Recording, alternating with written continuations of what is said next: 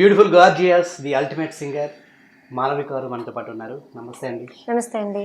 So ముందుగా మనం అంటే రీసెంట్గా 31st నైట్ మీరు ఒక సాంగ్ రిలీజ్ చేశారు. సో ప్రజెంట్ యూట్యూబ్లో దూసుకెళ్ళిపోతుంది, మీ ఛానల్లో రిలీజ్ చేశారు అనుకుంటా. చాలా ఇన్నోవేటివ్గా, చాలా కొత్త కాన్సెప్ట్. సో ఈ 2018లో జరిగిన సినిమాలు అంటే రిలీజ్ అయిన సినిమాలు మొత్తం ఒక కాన్సెప్ట్ బేస్ చేసుకొని ఇన్నోవేట్ థాట్ తో రిలీజ్ చేశారు. Really super. Thank you so much. So అసలు థాట్ ఎలా వచ్చింది ఏంటి మీకు? థాట్ అంటే జనరల్లీ మ్యాషప్స్ చేస్తుంటారు కదా చాలా మంది సింగర్స్. అంటే ఆ సంవత్సరంలో వచ్చినవన్నీ కలిపి పాడటం, కానీ కొన్ని పాటలు తీసుకుని పాడటం, ఇలా అన్నీ జనరల్గా చూస్తూ ఉన్నా. అయితే ఒక్కసారి సంవత్సరంలో వచ్చినవన్నీ అలా గుర్తు చేసుకుంటే ఒక పాటలో బాగుంటుంది అన్న థాట్ ఒకటి వచ్చింది. బట్ చాలా సినిమాలు వస్తాయి కదా ఒక సంవత్సరంలో, అవన్నీ ఒక పాటలో పెట్టడం అన్నది ఎలా అని ఆలోచించే క్రమంలో ఫస్ట్ 1-2 లైన్స్ అనుకున్నా.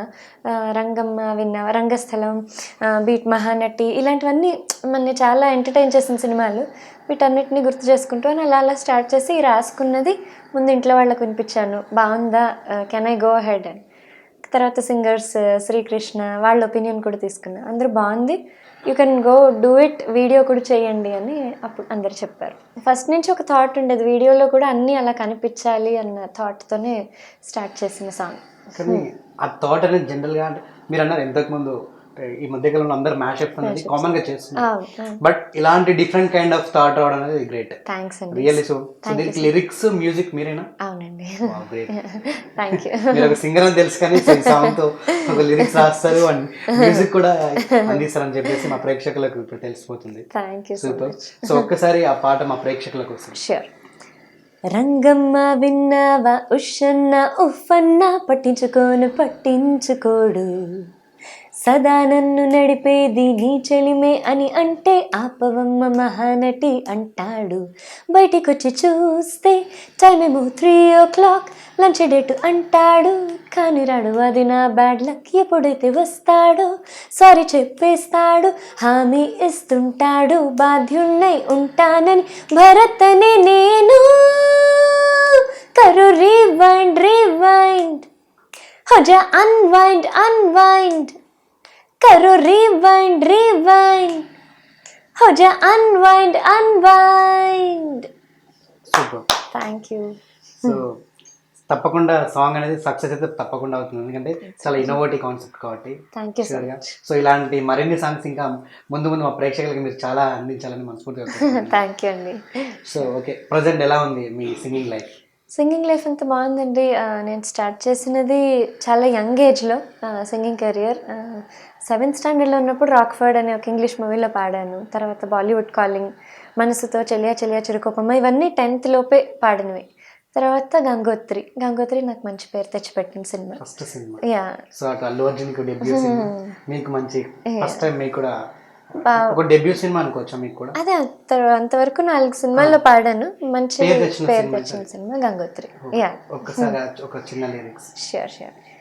నువ్వు నేను కలిసి ఉంటేనే నాకెంతో ఇష్టం, నువ్వు నేను మనమైతేనే ఇంకెంతో ఇష్టం, నువ్వు నన్ను ప్రేమించావని నేను నిన్ను ప్రేమించానని తెలిసాక,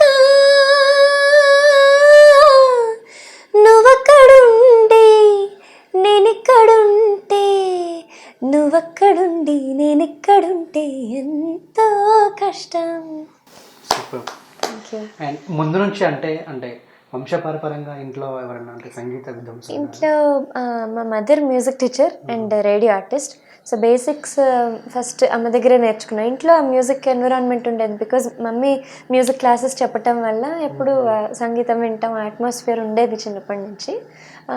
ఇంట్లో మా యాన్సెస్టర్స్లో కూడా చాలామంది సంగీతం వైపు ఉన్నారు, తాత ముత్తాతల నుంచి ఉన్నది. మొదట్లో మీ కెరియర్ స్టార్టింగ్లో, ఎందుకంటే ఆల్రెడీ అంటే అమ్మగారు అంటే సంగీత విద్వాంసులు అని చెప్పారు. సో అంటే ఇండస్ట్రీ సైడ్ మీకు అంటే సపోర్టివ్ గా ఉన్నారు మొదట్లో? ఇండస్ట్రీ నుంచి ఎవరు తెలిసిన వాళ్ళు జనరల్గా ఏంటంటే ఈ ఫీల్డ్కి రావాలంటే చాలా కష్టాలు ఎదుర్కోవాలి, అవకాశాలు కూడా తొందరగా రావు. సో ఒక బ్రేక్ వస్తేనే ఆ బ్రేక్ తర్వాత నెక్స్ట్ అవకాశాలు స్టార్ట్ అవుతాయి. ఆ బ్రేక్ వచ్చేంత వరకు వెయిట్ చేయాలి మనం. కరెక్ట్ సో ఎన్ని సాంగ్లు పాడినా కూడా చాలా మందికి ఒక సినిమా బ్రేక్ అంటారు. సో అది మీకు గంగోత్రి. అవును. దానికి ముందు ఏమన్నా అంటే ఈ విషయం ఇబ్బందులు అంటే పాడడం ఇబ్బంది అంటే అదే, నేను చాలా చిన్న ఇప్పుడు ఫస్ట్ పాడతా తీగలో పార్టిసిపేట్ చేశాను 7th క్లాస్లో ఉన్నప్పుడు. సో అందులో గెలిచాను నేను. అయితే ఇప్పుడు సిట్యుయేషన్ వేరేగా ఉంది. ఎవరైనా రియాలిటీ షోస్లో పాడటం, వెంటనే ఇక్కడ హైదరాబాద్లో మ్యూజిక్ డైరెక్టర్స్ దగ్గర కోరస్లో అలా పాడటం, అలా అవకాశాలు రావటం, వాళ్ళు బాగా పాడితే వాళ్ళకి ఆ మూవీస్లో అవకాశాలు. ఇప్పుడు సిట్యుయేషన్ ఇలా ఉంది. బట్ అప్పుడు ఇలాగ ఒక రియాలిటీ షోలో పాడారు అని వాళ్ళని సినిమాల్లో పాడించేయటం అలాంటి సిట్యుయేషన్ అయితే అప్పుడు లేదు. సో ఒకవైపు పాడుతా తీగలో పాడాను. I was 11 years old. 7th క్లాస్లో అందులో గెలిచాను నేను పాడుతా. ఫస్ట్ చిల్డ్రన్ సిరీస్ పాడుతా తీగలో ఫస్ట్ చిన్నపిల్లల బ్యాచ్లో పాడాను నేను. సో మంచి పేరు వచ్చింది, అది okay. But at the same time మేము వైజాగ్లో ఉండేవాళ్ళం అప్పుడు. ఆశీర్వాద్ గారు అని మ్యూజిక్ డైరెక్టర్, ఆయన దగ్గర నేను లైట్ మ్యూజిక్ నేర్చుకునేదాన్ని. సో ఆయన అదే టైంలో రాక్ఫర్డ్ అని ఒక ఇంగ్లీష్ మూవీ చేస్తున్నారు. సో ఆ మూవీలో 12-13 years పిల్లలు యాక్ట్ చేస్తున్నారనమాట. సో అదే సిమిలర్ ఏజ్లో నేను కూడా ఉన్నాను కాబట్టి నాతో ఆ సినిమాకి కావాల్సిన ఒక పాట పాడిద్దాం అనుకున్నారు. డైరెక్టర్ నగేష్ కుక్నూర్ గారు కూడా ఇంకా సపోర్ట్ చేశారు. సో అలా నేను ఆ సినిమాలో పాడాను. అదే మ్యూజిక్ డైరెక్టర్ ఆశీర్వాద్ గారి నెక్స్ట్ మూవీ బాలీవుడ్ కాలింగ్, అందులో హిందీ పాట పాడారు. తర్వాత మనసుతో, చెలియా చెలియా చిరుకోపమా, ఇవన్నీ ఆశీర్వాద్ గారి మ్యూజిక్లోనే. మేము అక్కడే వైజాగ్లోనే ఉండేవాళ్ళం. సో ఆయన దగ్గర నేర్చుకుంటూ ఉండేదాన్ని మ్యూజిక్. ఆయన చేసే సినిమాల్లో పాడాను 4 సినిమాలు. గంగోత్రి తర్వాత మీకు మళ్ళీ బాగా పేరు తీసుకొచ్చిన ఏ మూవీ అండి? బట్ బిఫోర్ దట్ గంగోత్రి గురించి చెప్పాలి. గంగోత్రి అప్పటి వరకు ఈ సినిమాల్లో పాడాను ఆశీర్వాద్ గారి మ్యూజిక్లో అని చెప్పాను కదా. తర్వాత గంగోత్రిలో అవకాశం రావడానికి కారణం మా బంధువులు అవుతారు, నాకు పెద్దనాన్న గారు వరుస అవుతారు, మల్లికార్జునరావు గారని. ఆయన వైజాగ్ వచ్చి మా ఇంటికి వచ్చారు, కలిసాము, పాటలు అవి విన్నారు. ఇంత బాగా పాడుతున్నావు నువ్వు, హైదరాబాద్లో కీరవాణి గారి దగ్గర పాడితే బాగుంటుంది అన్నారు. నాకు ఆయన బాగా పరిచయం, నేను నీ పాటలు CD ఇస్తా అన్నారు. కీరవాణి గారు నిజంగా పరిచయమా, చెప్తే ఎందుకు పాడిస్తారని మేము అలా అనుకున్నాం. బట్ ఆయనకి చాలా ఉండేది, పెద్దనాన్న గారికి ఎలా అయినా అందించాలి, ఆయనకి వినాలి ఆయన వాయిస్ అని. ఆయన నిజంగానే CD వెళ్ళి ఆయనకి ఇవ్వటం, ఆయన వినటం, అండ్ కీరవాణి గారేమో పాడించడం, గంగోత్రి అవకాశం అలా వచ్చింది. I just wanted to share that. Next మీకు అంటే గంగోత్రి తర్వాత మళ్ళీ బ్రేక్ ఇచ్చిన సినిమా శ్రీరామదాసులో మంచి పాట పాడాను, అగైన్ కీరవాణి గారి మ్యూజిక్లో, రాఘవేంద్రరావు గారి డైరెక్షన్, నాగార్జున గారి సినిమా.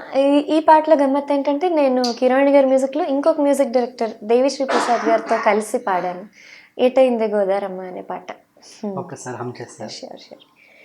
ఏటైందే గోదారమ్మ ఎందుకీ ఉలికి పాటుగా గురుపాటు, ఎవరో వస్తున్నట్టు ఎదురు చూస్తున్నది గట్టు, ఏమైనట్టు నాకు కూడా ఎడమ కన్ను అదురుతోంది నీ మీదొట్టు, మన సీతారామ స్వామికి మంచి గడియే రాబోతున్నట్టు, హోలేసా హోలేసా హోలేసా హోలేసా ఏటైందే గోదారమ్మ.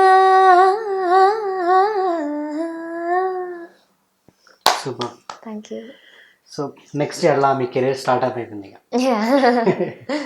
సో అండ్ జనరల్గా అంటే సింగర్స్ లైఫ్లో కానివ్వండి, ఇటు మ్యూజిక్ డైరెక్టర్స్ లైఫ్లో కానివ్వండి, సో ఒక బ్రేక్ వచ్చినా కూడా మళ్ళీ అప్ అండ్ డౌన్స్ అనేది ఎదుర్కొంటూ ఉంటారు. సో అలా అప్ అండ్ డౌన్స్ అనేది మీ లైఫ్లో ఏమైనా జరిగాయండి? డెఫినెట్లీ. గంగోత్రితో రామదాసు తర్వాత చిన్న గ్యాప్తో మళ్ళీ నేను మంచి పేరు తెచ్చినది బిల్లా సినిమాలో పాడిన బొమ్మాళి సాంగ్తో మళ్ళీ మంచి బ్రేక్.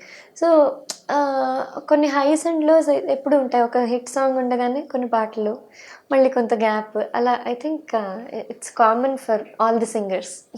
ఓకే. సో ఇప్పుడు అంటే అండ్ ఎస్పెషల్లీ ఆఫ్టర్ మ్యారేజ్ నేను చాలామంది US వెళ్ళిపోయాను, UK వెళ్ళిపోయాను అని అనుకున్నారు. మేము కలుసుకున్నది యూకేలో ఎప్పుడో లాంగ్ బ్యాక్, బిఫోర్ మ్యారేజ్ అని ఒక ఇంటర్వ్యూలో చెప్పడం జరిగింది. దాంతో ఇప్పటికీ నన్ను చాలామంది, మీరు యూకేలో ఉంటారు కదా, మీరు యూకేలో సెటిల్డ్ కదా అని. యూకేలో సెటిల్ అయితే ప్రతి వారం స్వరాభిషేకంలో, సూపర్ సింగర్లో వారం రాలేంగా. బట్ సంభవ్ అలా అనుకుంటున్నారు ఆ టైంలో, ఎస్పెషల్లీ మ్యారేజ్ అయిన కొత్తల్లో ఇక్కడ ఉండట్లేదు అనే ఒక యూనో అలా అనుకున్నారు చాలామంది, అలాంటి టాక్ వచ్చింది. సో అనుకోవడానికి కారణం లవ్ మ్యారేజ్ అండి? లవ్ అంటే అరేంజ్డ్? అరేంజ్డే, బట్ ముందు ముందు నుంచి పరిచయం. ఓకే. సో నేను ఒక ప్రోగ్రామ్కి లండన్లో పర్ఫామ్ చేయడానికి ఒకసారి 2011లో వెళ్ళాను. అప్పుడు అక్కడ ప్రోగ్రామ్ అయిపోయాక నెక్స్ట్ 1 డే ఉండి సైట్ సీయింగ్ చేసేసి వద్దాం అనుకున్నా. ఆ టైంలో అక్కడ అగ్నిపర్వతం వాల్కానిక్ ఎరప్షన్ జరిగింది. వాల్కనో ఎరప్ట్ అవ్వటంతో ఇంకా ఎయిర్పోర్ట్స్ అన్నీ క్లోజ్ అయిపోయాయి. లండన్ హీత్రో ఎయిర్పోర్ట్ క్లోజ్డ్ అనమాట. ఇంకా అంటే యాష్ క్లౌడ్ ఫామ్ అయ్యి ఫ్లైట్స్ ఎగరే పరిస్థితి లేదు. సో ఒక 1 వీక్ అక్కడ ఉండిపోవాల్సి వచ్చింది లండన్లో. అలా ఉండిపోవాల్సి వచ్చిన టైంలో మా కజిన్స్ వాళ్ళ ఇంట్లో ఉన్నా. ఓకే. అయితే మా హస్బెండ్ కృష్ణ కూడా వాళ్ళు కామన్ కజిన్స్ అవుతారు. సో తను అలా వాళ్ళ ఇంటికి రావటం, మేము అక్కడ మాట్లాడుకోవటం, సో ఒపీనియన్స్ కలిసాయి అనుకున్నాం అంతే తప్ప అప్పుడైతే మ్యారేజ్ లవ్ అలాంటి ఆలోచన అది ఎవరికి బోత్ సైడ్స్ లేదు. బట్ ఒక గుడ్ పాజిటివ్ వైబ్స్ ఉన్నాయి.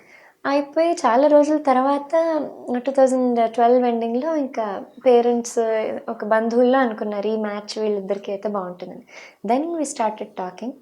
సో ముందు నుంచి పరిచయం, but then we actually started talking and అప్పుడు 2013లో పెళ్ళయింది.